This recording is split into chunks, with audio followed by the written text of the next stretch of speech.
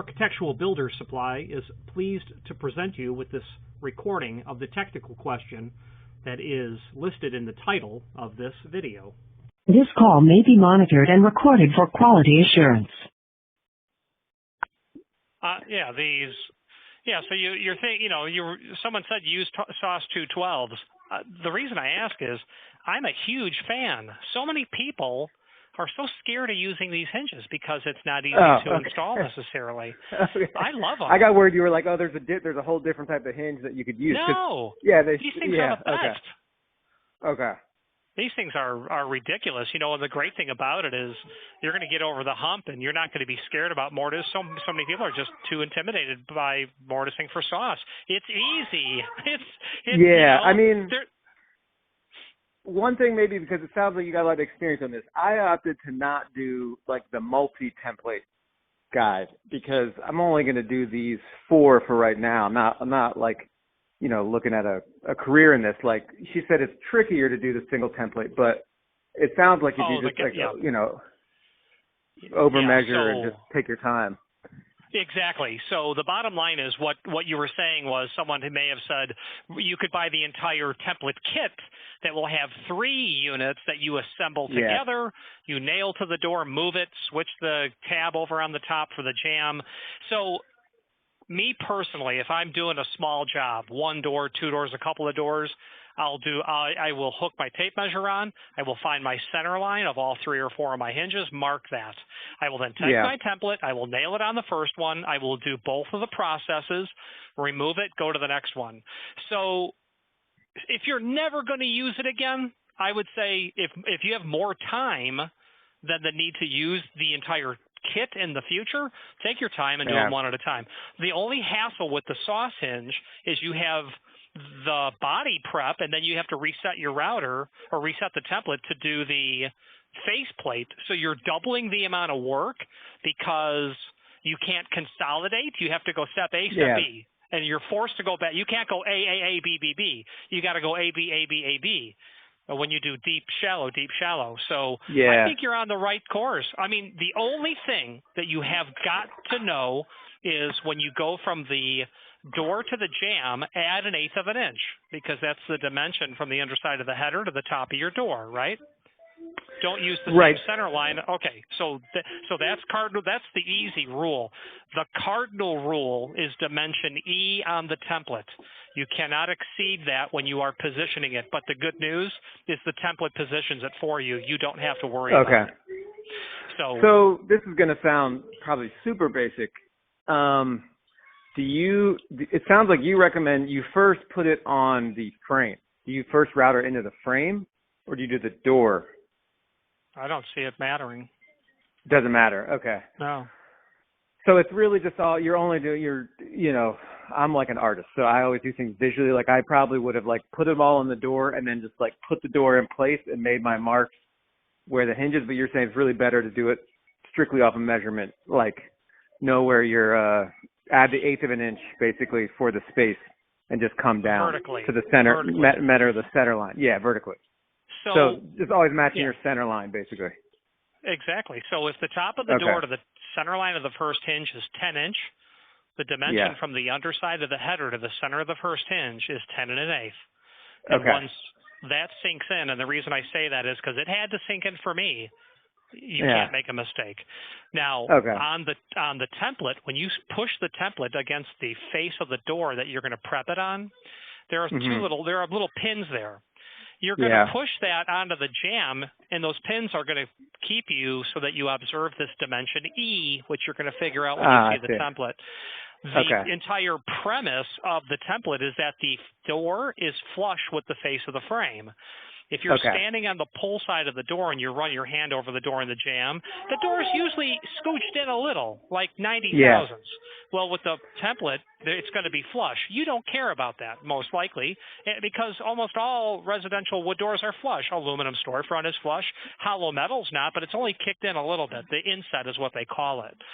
So you can't. Yeah, I mean that's why these are then the right.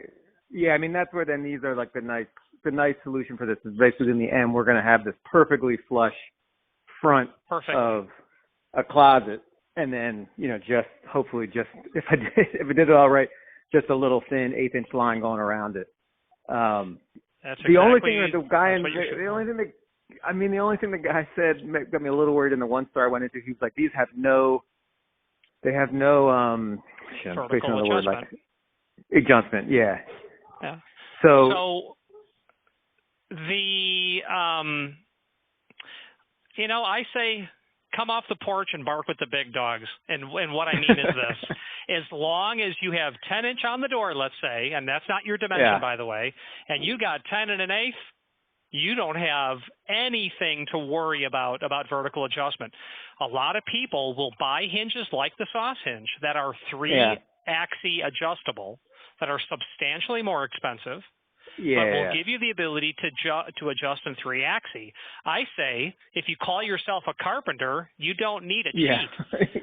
My entire mom's half of the family were all journeyman carpenters, and these guys would, come on, Hank, you don't need that. Oh, no, I know. Put the saw they're where it insanely belongs. more expensive. They are insanely more expensive, the adjustable ones. No, I mean, I'm just, I'm like the type, I'm not a millimeters type of carpenter. I have a hard time when it gets to crazy precision, but I think in this case it sounds pretty doable. So very doable. It's 100% doable. The answer to your question is $22.12. That's what the hinge costs. The difference? $22.12. Okay. Oh, okay. $22.12. Okay.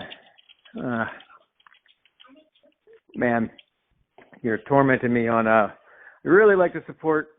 I'm not saying you guys are smaller. I had placed the order with Home Depot a few minutes ago, right before calling you. They were at 19, which isn't a huge difference.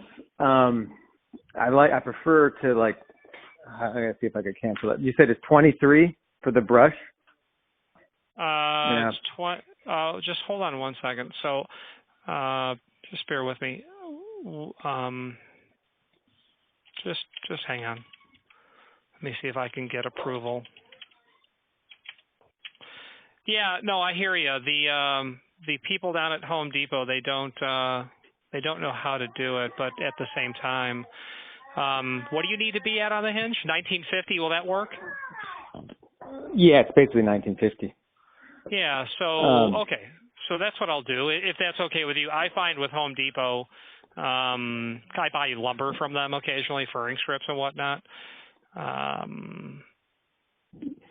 Yeah, it's mostly I just kind of hate that all these huge businesses are taken over, and I've tried to avoid it when I can, but every once in a while, I call a bunch of companies up here in New York. I'm calling from Brooklyn, and they were one of the places I called, they quoted me $60 for that hinge. So I was like, I can't spend double for symbolic reasons. Triple. Yeah. Well, yeah, sorry. At the time, I was asking about a different hinge that was listed at 30 for Home Depot, but I'd be down to do that. I just had to cancel quickly my order with them. I just want to confirm I can do that.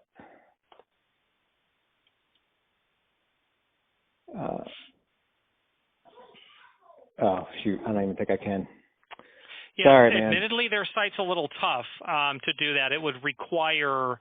So what they'll end up doing is, if you're shipping it to you, they're going to ship it to you. If you're shipping it to them and you're going to pick it up, if you don't pick it up, they won't charge you until that moment.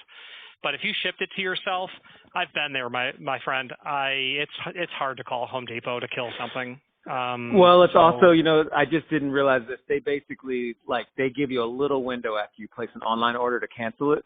It must be 30 minutes, and that closed. So then it would be.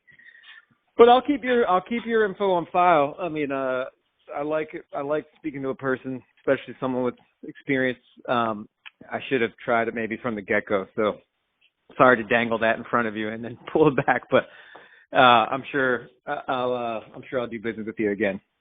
We'll get it coming around. So I'm going to enter the order for these 3 line items, and I'll send you an order confirmation. Okay, cool. Thanks so much.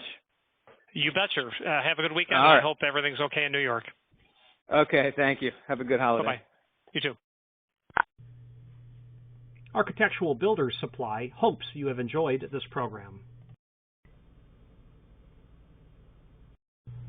Again, thank you for watching, and if you've enjoyed this video, please click thumbs up, please subscribe, and maybe even send the video to someone that you know. Thank you.